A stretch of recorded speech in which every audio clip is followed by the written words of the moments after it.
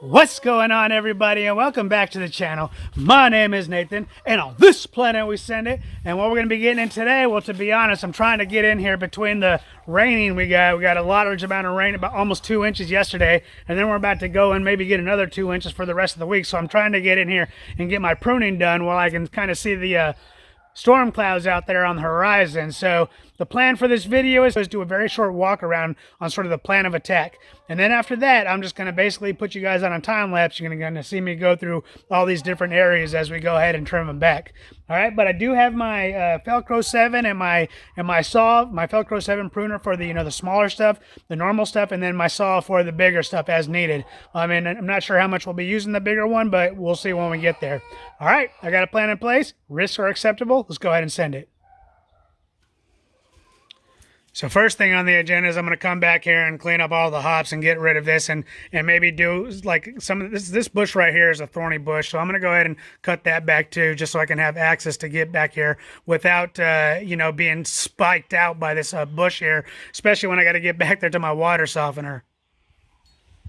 With the dual grafted tree where we got the plums on the left side, which is the majority of the tree, and then just this little part right here is a separate peach variety. I'm basically going to make sure so that during the sun kind of goes this way, so it's almost due east and west, but not really. It's probably off by maybe 15-20 degrees, but it is enough to make sure that the peach is getting some and the plum is getting plenty, because the afternoon sun is pretty representative right here since I am doing this in the afternoon. But the goal is I'm just going to kind of go through here, find all the broken ones, get rid of those first, and then kind of remove some of the bunching, and then I might have to do some larger cuts, potentially like this one where it's just kind of growing an area that makes accessing the garden unfun. And this is the other peach tree, and where this is going to differ than the others is this is kind of all on its own. So the goal for this one is since south is that direction, I want to make sure that my semi-dwarf trees are getting plenty of sun. I'm probably going to have to maybe thin out the center a little bit. Maybe some of the ones that are leaning a little bit more towards the center, thin some of those out. I'll definitely take, whenever I'm going through it, I look for any ones that are broken and take those down. And then I also forgot all my goji berries. I'm going to be cutting those flat with the floor. But with the peaches, just going to be looking to make sure none are growing towards the center, and then they kind of sort of fan out in either direction. So that's going to kind of be the overall strategy. And for the Mexican lime tree, I think I am going to go ahead and take down this one branch here, and I'm going to let that one kind of feed all the other ones here, because I want the cone to be a lot lower. So when we come over here to grab the limes, that the fruit is a lot lower to the ground, so we don't have to use any sort of additional tools to go ahead and harvest. And when it comes to the pomegranate tree, I'm going to try to capture all of them. All the ones that seems like they're bending over, I'm going to try to clear some of those up. And some of those are getting actually pretty tall so that I can't reach. I'm probably going to do a couple of lops also, just to make sure that we keep a lot of the fruit growth down low. And when it comes to the grapevine, I'm going to do the normal, basically cut back after the second node. So let's see if I can find one that's kind of close to easy. Well, it's kind of hard to do it right now, but every node. So I'm going to start from the top. I'm just not that tall enough to reach. I'm going to start from the top. And then once I get past the second node, I'm going to cut it. And then I'm going to do that for every one. And then for this side, I am going to be cutting the bigger end right here and removing the older one. And so we're going to be doing that in addition to the normal pruning of the grapes. And you'll see what I mean when we get to that point.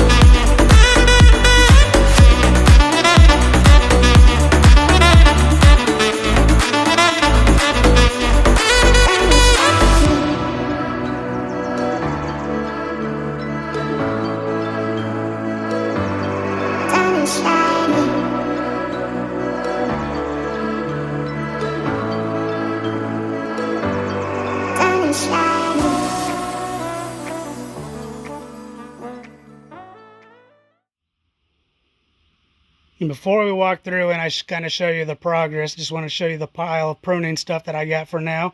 So we'll go, this is quite a bit. Most of it, to be honest, is just that big branch from the grapevine, and the rest is everything else, obviously. So let's go take a look at how things turned out. So like I mentioned, I was going to just cut everything down and just cut everything pretty low. And as a matter of fact, it's already starting to come up, so I got here just in time. To be honest, I was a little late. I should have took care of this about 3 weeks ago. And as far as the dual grafted tree, big thing was I wanted to kind of cut things down so they weren't impinging the weather station up there. And then everything else was just kind of general, maybe clearing out some of the shooters that were dicing through the middle, and then trying to capture the ones that were broken. But as you can see, it's pretty big, and so to be honest, I'm intentionally letting this do this because the plums are absolutely delicious and I just want more of them. So I'm willing to accept a little bit of mess when it comes to the plum pruning, just because of how delicious they are when they're fresh. And then same thing with the peach tree. The peach tree really is just giving me another variety over this one. And then kind of like it was I mentioned, we'll just jump on over here. This one, I just wanted to kind of clear up the center. You can see how I kind of cleared up the center just to make sure hopefully minimizing the sun that is blocking these. And then similarly, I just cleaned up any ones that were shooting towards the center, or dicing over across another branch, and also any broken ones. And as far as the lime tree, this one didn't go exactly how I planned it. To be honest, I had to end up cutting a couple of these because the saw that I had just wasn't sharp anymore. I'm gonna have to get a new one. And I actually took out 2 of the branches that I was hoping to keep. But it's definitely down low, and I'm gonna see how this variety right here hopefully comes up the way I want it to. And if anything, with all that nutrition that used to be going to that branch, we'll see how it fills up the other ones. Maybe there's a couple more down here I might have to sort of thin out because it's just because it's crowding up a little too much, but I'll come back through later. The big thing was for me to kind of get the big cuts done today. And now for the pomegranate tree, to be honest, found myself cutting a lot more than I wanted, just because a lot of those branches were just bending over. So I did thin it out pretty good. And I was hoping to, when I kind of got into it, if you can see I got the strap here that was preventing the tree from leaning this way. I was hoping to try to balance it out this time with the cuts. So some of it might be a little bit more bunched up over here than I would like to, but we'll see how it goes. Hopefully everything kind of pulls through, and even there's some ones in the back that are curling down. I'm just kind of keeping it there because like I said, I ended up finding myself cutting a little bit more than I anticipated, but we'll just let it grow out. And if I have to do a mid-season cut, then I will. It's not ideal, but I'll do what I got to do. And even though I took that big branch down from the grapevine, it is normal that the grapevine takes the significant amount of cut, because when you cut everything back to the second node, and it looks like actually I forgot one, I got to get back up there real fast, it does take quite a bit down. Now let's go ahead and see how long we are now with this newer branch. So we are down to here, and I want to get down to there. And now that this one's here and I cut down the other one, we're going to try to stretch it all the way down here. Hopefully it gets down there. If not, at least this one, and again, I'll just kind of go back here, is a nice clean single branch. The other one was I don't know how well it came out in the GoPro, but it was taking me a little bit to kind of cut it down because it took me so many years to get it down to that point, and this one kind of got almost completely down to where that other one was on 1 year. So I'm pretty happy about this. I'm pretty excited to see how this one grows out. All right, so that's going to go ahead and wrap up this video. Again, I just kind of wanted to hurry up and get out here. It looks like the storm clouds might even be thinning it out a little bit. We do got a storm coming. I thought they might have been coming in earlier than anticipated. That's why I wanted to hurry up and get out here. But we got the majority of the cuts done, got the major cuts knocked out. So I'm pretty happy with that. I feel like I'm, for the most part, 95 to 98% ready for springtime. Like I said, I got to come out and get a few more cuts. I'll knock some of that out probably right now, to be honest with you. And then after these dry out, we'll cut these prunings down, and then we'll go ahead and burn them later. And then just recycle the carbon back into the garden. But anyways, thank you for watching. I hope you enjoyed this video, and I'll see you on the next one.